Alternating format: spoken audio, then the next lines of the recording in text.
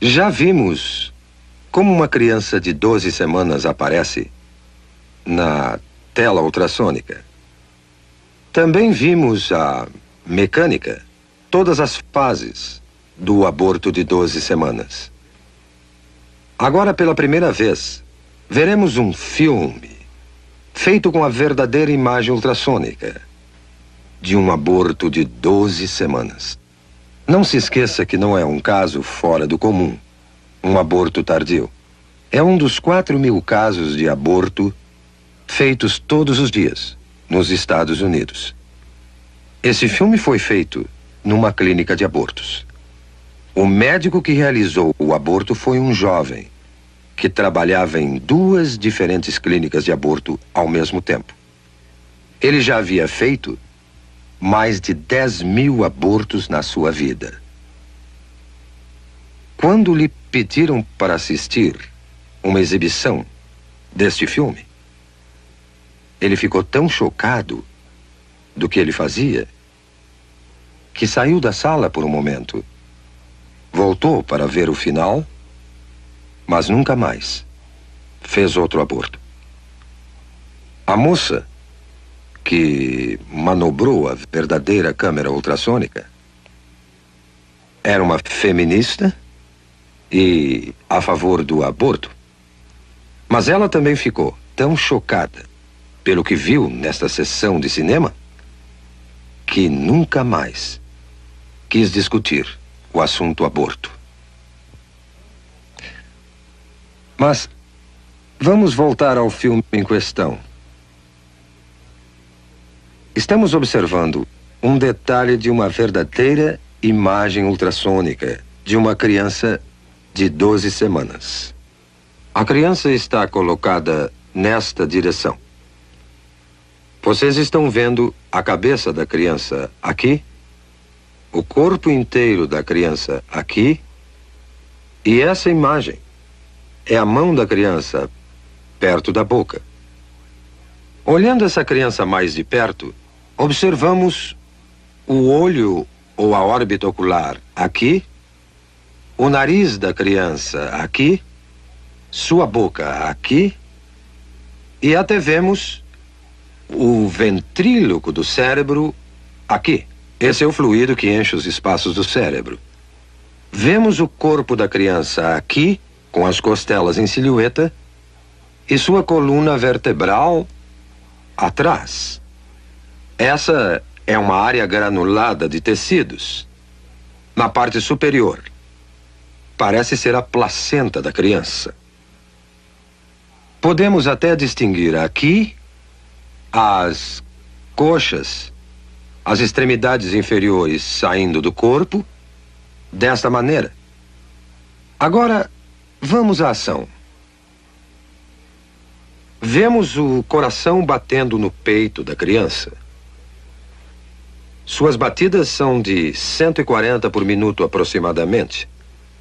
Agora, vemos a criança se movendo dentro do útero e observamos várias mudanças de sua posição. Ela ainda está colocada desta maneira e a boca está recebendo o polegar da criança. A criança está outra vez movendo-se calmamente no seu santuário. Agora, esta sombra que estamos vendo na parte inferior da tela é a ponta de sucção que foi deliberadamente colorida para que possamos distingui-la com mais clareza. Mas o aborteiro dilatou o colo e está inserindo a ponta de sucção que podemos observar se movimentando na tela. Podemos notar que a ponta de sucção, que está aqui, quando se move em direção à criança, ela recua do objeto e começa a produzir movimentos violentos e agitados. A criança se move com mais determinação. Sua posição muda constantemente e ela retrocede mais uma vez aqui. A ponta de sucção ainda não tocou na criança e mesmo assim ela permanece agitada e movendo-se violentamente. A criança virou agora outra vez de perfil e a ponta de sucção volta mais uma vez a aparecer na tela. A boca da criança está aberta, o que veremos mais uma vez em outro momento. Mas esta ponta de sucção, que vemos se movendo violentamente na parte inferior da tela, é um instrumento mortal, que eventualmente irá destruir a criança. É só depois que o saco é perfurado para a saída do líquido que a ponta do aparelho entrará em contato com a criança. Mas podemos observar a ponta movendo-se enquanto o aborteiro procura o corpo da criança. Mais uma vez vemos a boca da criança aberta, como se estivesse emitindo um grito silencioso. Este é o grito silencioso de uma criança prestes a enfrentar sua extinção. Agora as batidas do coração aumentam dramaticamente e os movimentos da criança são mais violentos, como percebendo a agressão ao seu santuário. Está se afastando e podemos vê-la movendo-se para a esquerda do útero, numa tentativa patética de escapar aos terríveis instrumentos que o aborteiro usa para extinguir a sua vida. Agora, o coração está visivelmente acelerado. Suas batidas chegam a 200 por minuto. Não há dúvida alguma que a criança percebe o perigo mortal que a espera. A membrana foi perfurada e o fluido escapou. Não se vê mais o reservatório de líquido protegendo a criança.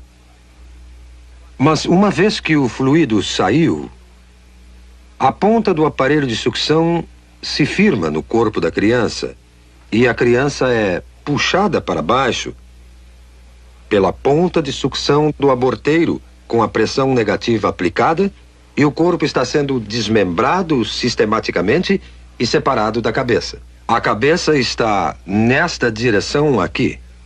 Eu estou no momento delineando a cabeça. As partes inferiores já foram destruídas. E vemos a ponta de sucção brilhando de espaço a espaço na tela como uma série de ecos.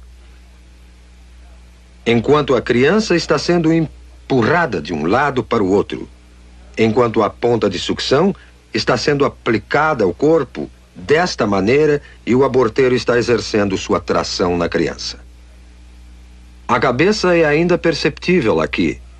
O corpo já não se pode ver. Foi separado da cabeça. O que vemos agora é a cabeça mesmo, que é chamada linha média do eco, e vários fragmentos de ossos. Mas a cabeça, que estou delineando aqui, nessa criança de 12 semanas, é grande demais para sair inteira numa peça de dentro do útero. O aborteiro terá que empregar este instrumento, a pinça de pólipo, numa tentativa de segurar a cabeça. Ele agora tentará dilacerar a cabeça com esse instrumento, dessa maneira, e remover a cabeça aos pedaços de dentro do útero. O aborteiro e o anestesista têm um código secreto entre eles, que os protege da pavorosa realidade dos fatos. O aborteiro e o anestesista se referem à cabeça da criança, que agora é chamada de número 1. O anestesista, então, perguntará ao aborteiro: o número 1 já saiu? Já acabamos? Vemos agora, intermitentemente, os dentes ou lâmina desse instrumento aparecendo nessa imagem aqui. A cabeça tende a flutuar, solta no útero, e aqui estão os dentes ou lâmina desse instrumento vindo por aqui, e a cabeça está sendo agarrada pela pinça de pólipo e puxada para baixo em direção ao colo. Agora, tudo o que vimos sobrando são simples resíduos, simples fragmentos, pedaços de tecidos que documentam que ali viveu uma vez um indefeso, frágil ser humano.